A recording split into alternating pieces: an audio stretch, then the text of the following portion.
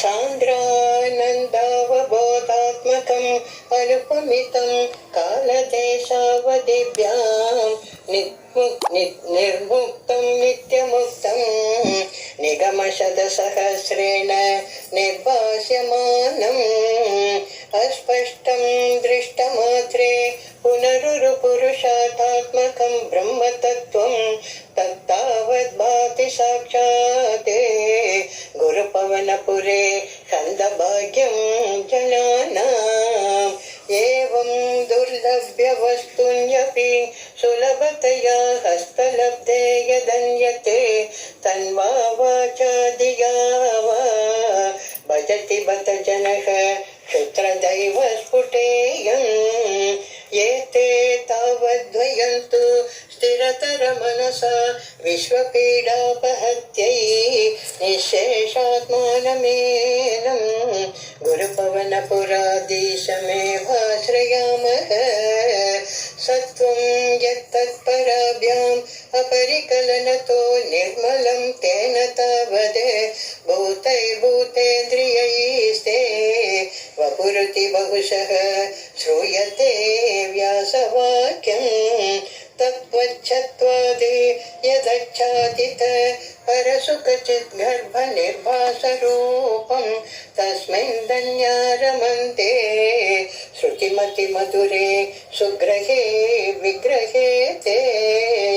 निष्कम्पे नित्यपूर्णे निरवधि परमानन्द पीयूषरूपे निर्लीनानेकमुक्तावली सुभगतमे निर्मल ब्रह्म सिन्धो कल्लोलोलासतुल्यं खलु विमलतरं सत्त्वमागुस्तदात्मा तस्मानो निष्कलस्त्वं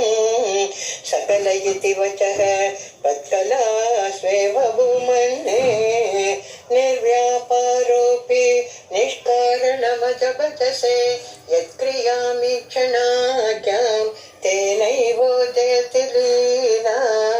प्रकृतिरसति कल्पापि कल्पादिकाले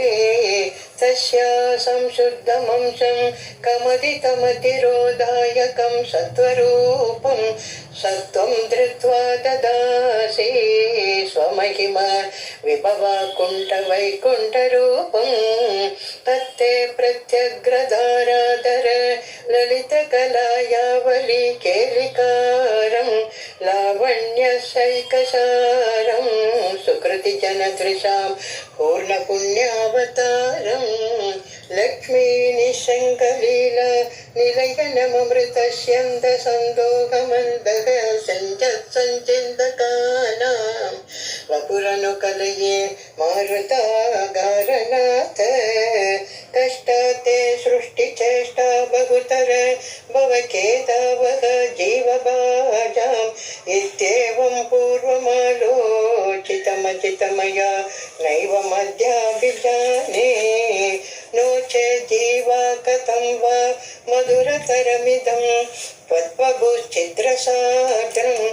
नेत्रैः श्रोत्रैश्च पीत्वा परमरस सुधाम्बोधिपूरे रमेरन्ये नम्राणां सन्निधत्ते सततमपि पुरस्तैरनभ्यर्थितापि अभ्यर्थान् कामानजस्रं वितरति परमानन्दसान्द्रां गतिं च इत्थं निःशेषलभ्यो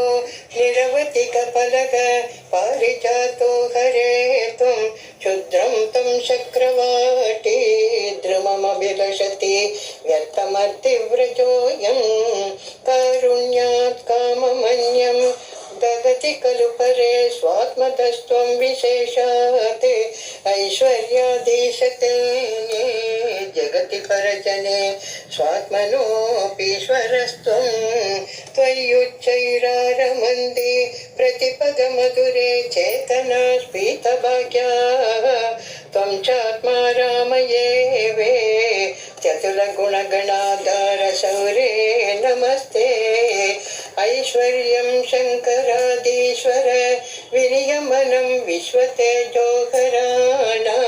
तेजसंहारि वीर्यं